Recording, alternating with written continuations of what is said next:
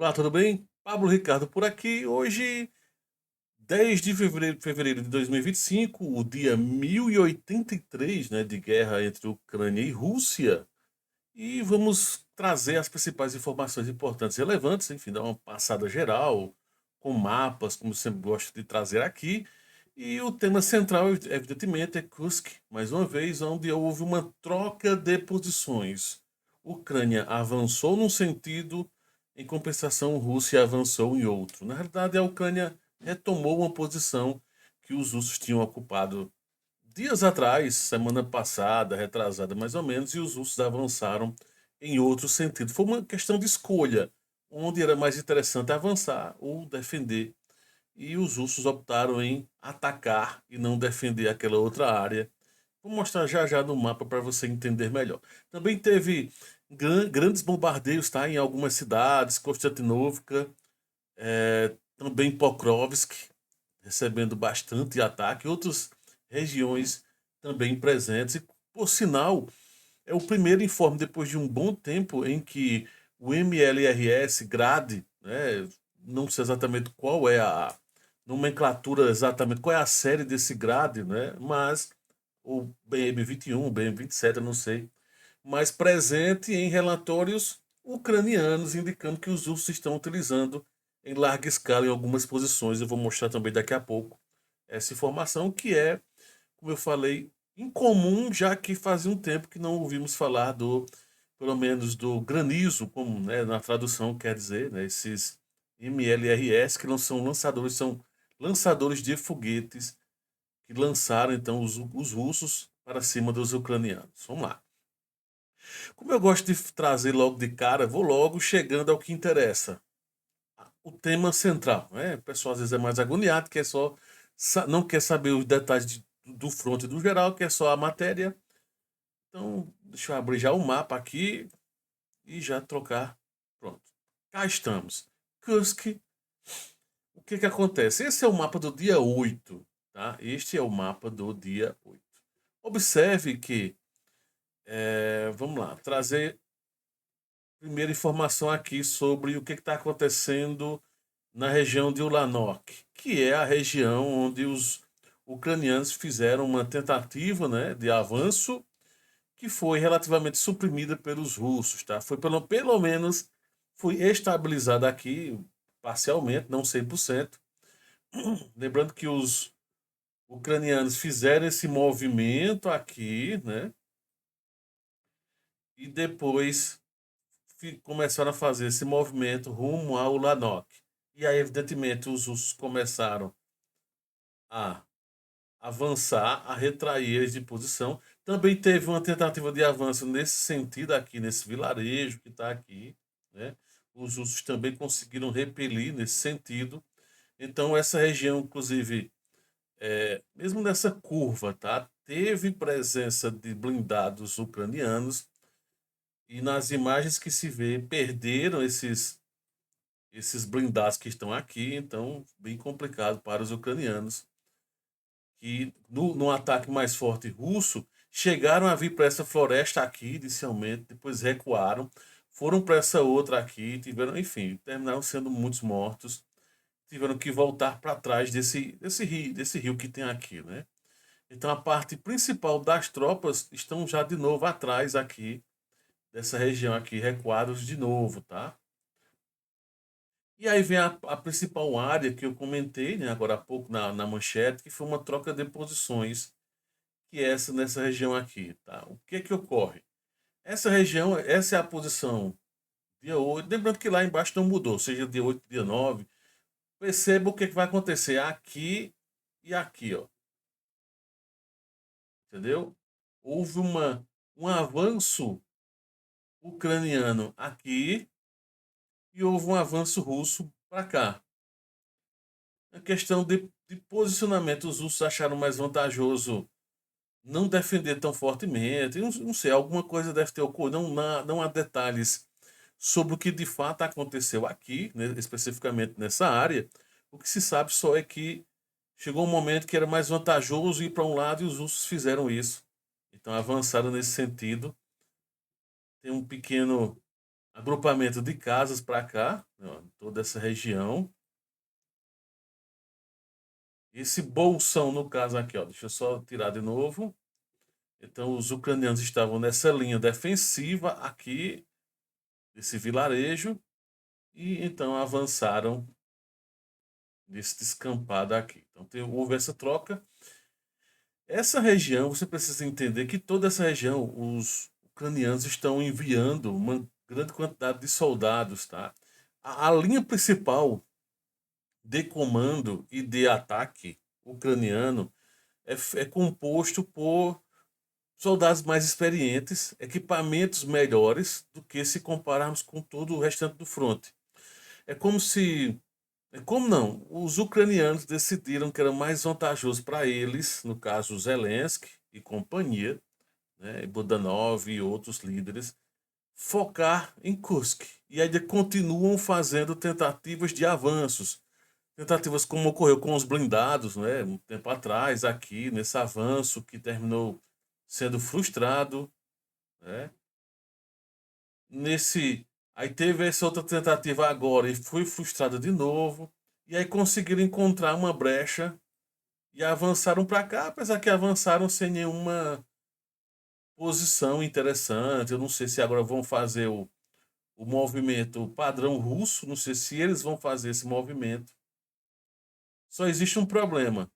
Para isso acontecer, os russos se anteciparam, talvez, tá? Como sabiam que iam perder essa região, avançaram por outra. Ó, porque, por exemplo, ó, houve um avanço aqui, então formou o que o pessoal chama de cabeça de ponte. Teoricamente, os ucranianos precisam de uma outra cabeça de ponte que teria que ser aqui nessa região, que agora os russos ocuparam. Então, se os russos não tivessem avançado aqui, haveria uma grande chance de esse movimento, tá, de pinça ocorrer aqui nessa região. Não é que não vai ocorrer, mas a chance foi menor porque os russos, de certa forma, na hora de optar, terminaram optando uma área, travou aqui. Evidentemente, Pablo, ainda pode ocorrer esse movimento de pinça? Claro, é possível, sim. Mas é uma forma de impedir, tá? Então, no lugar dele repelir diretamente essa zona logo de cara, ele corta logo uma possível cabeça de ponte que estava se formando. Então, era possível que os ucranianos avançassem nesse sentido aqui, ó. Deixa eu riscar de novo.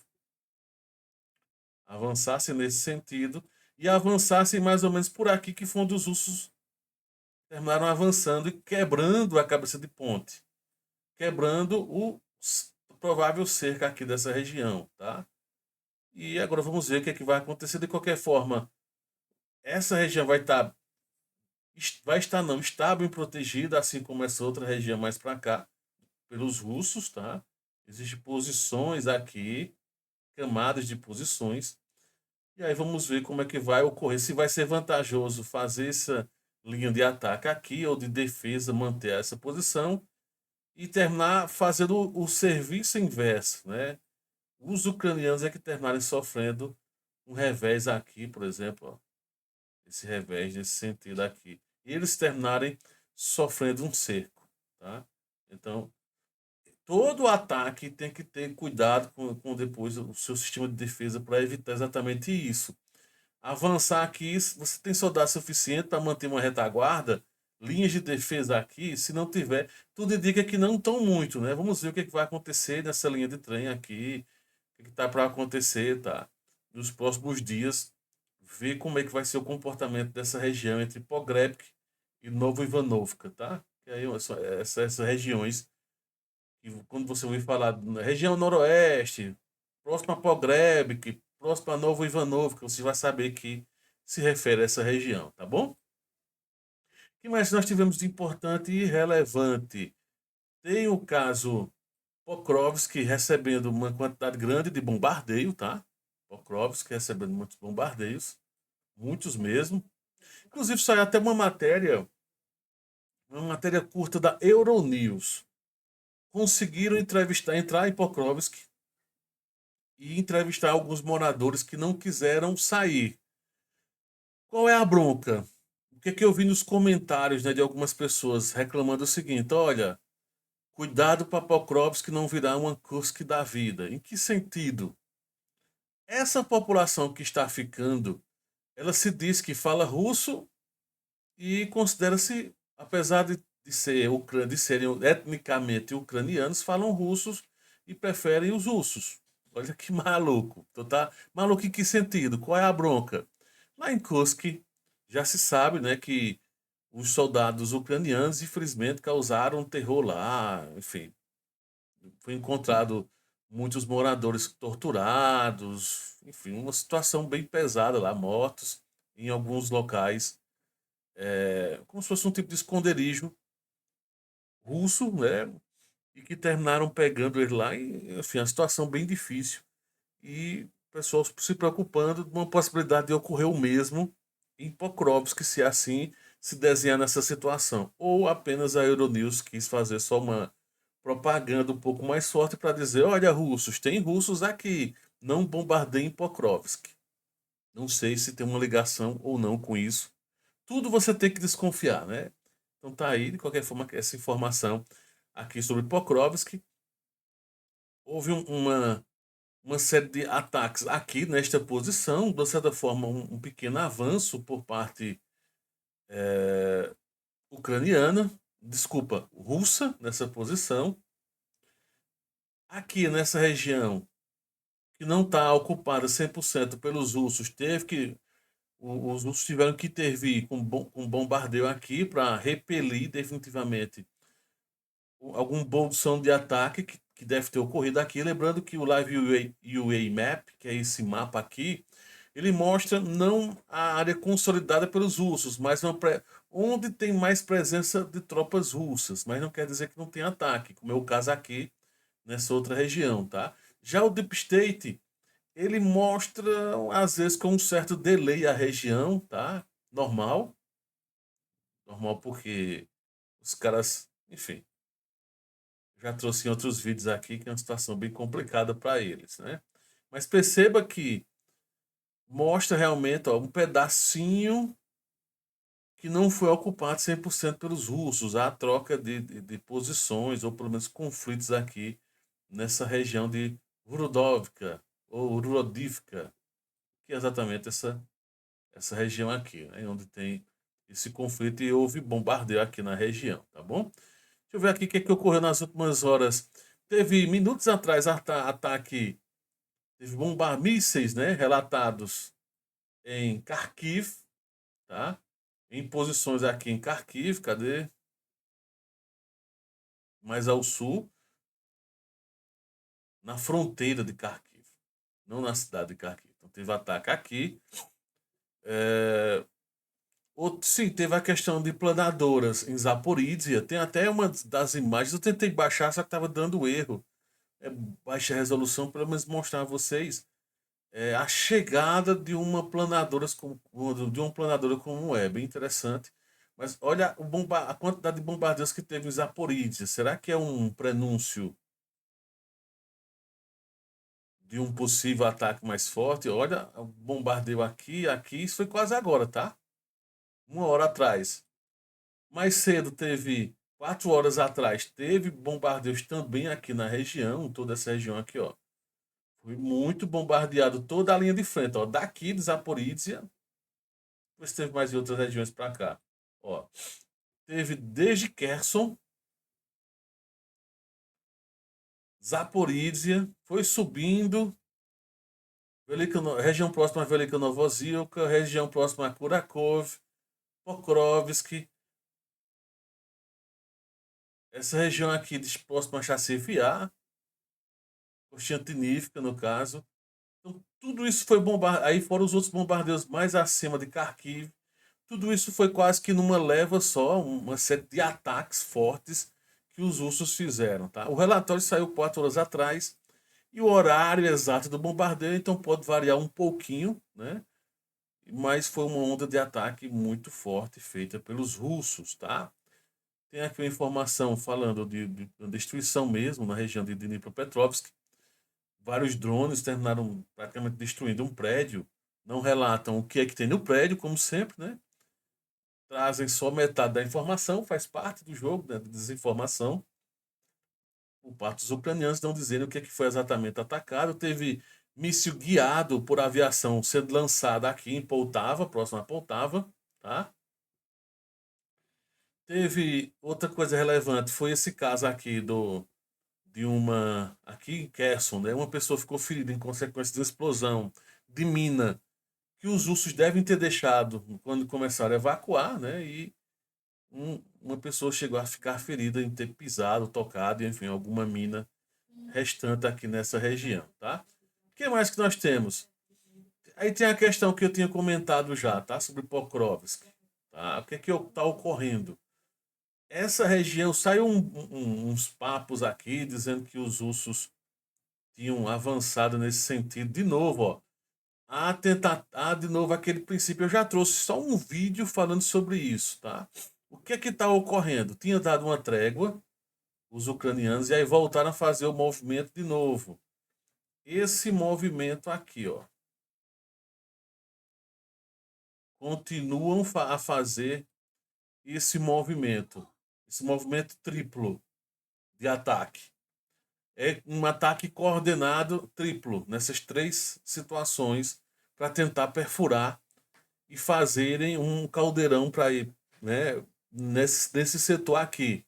Então, mais uma vez está ocorrendo ataque. Nesse caso, é os ucranianos que estão fazendo a investida, como tem ocorrido desde o dia primeiro, tá? Mais ou menos quando ocorreu a troca entre de Sirsk por Drapat. Eles têm conseguido fazer alguns ataques coordenados.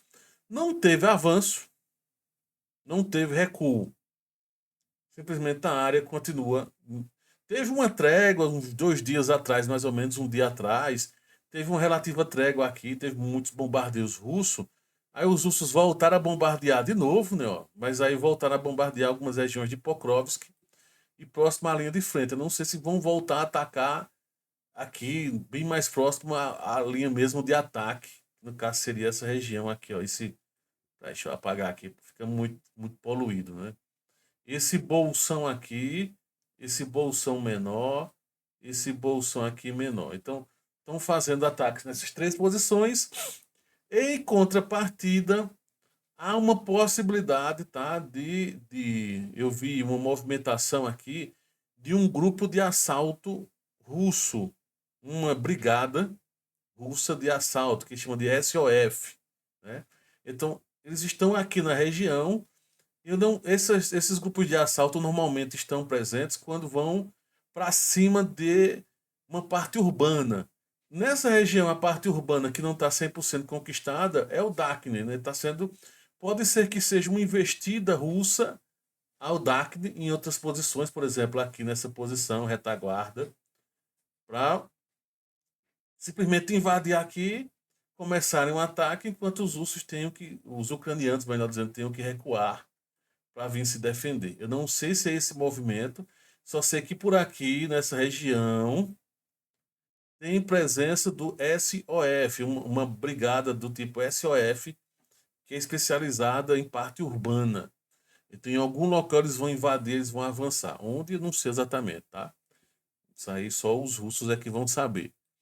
Mas, basicamente, de forma bem resumida, foi isso que ocorreu nas últimas 24 horas. E, evidentemente, se tiver alguma notícia importante ou relevante, eu estarei trazendo. Teve horas atrás, deixa eu ver aqui, deixa eu só para encerrar. Sim, teve o caso de Krasnodar, de novo, presença de drones ucranianos aqui. E mais uma vez os russos não conseguem se defender em Krasnodar. É muito estranho esses ataques. Não é de míssil, tá? Os ucranianos não estão atacando com míssil, atacando com drones nessas regiões que já todo mundo já sabe que eles vão atacar Rostov, Krasnodar, virou padrão. Toda essa região aqui, ó, próximo a Volgograd, Voronezh, aqui essa região perto de Kupia, de Briansk, e mesmo assim eles não se defendem, ou não se defendem como deveria. É muito estranho esse tipo de ataque que está ocorrendo. É muito estranho mesmo. Mas enfim, estranho que eu digo porque não estão se defendendo como deveria. Esse é o fato, tá bom? Teve ataque contra Kiev, como sempre tem ocorrido. Teve ataque de drones aqui em Sumi, tá? também teve ataque de som, não só de drones, como de só fala que houve uma explosão um dia atrás, quase um dia atrás, mas não diz exatamente de que. Se provavelmente foi drone também, tá bom? Pronto, agora sim eu posso dizer que encerramos por aqui. Qualquer momento estarei trazendo mais informações importantes e relevantes. Valeu, grande abraço.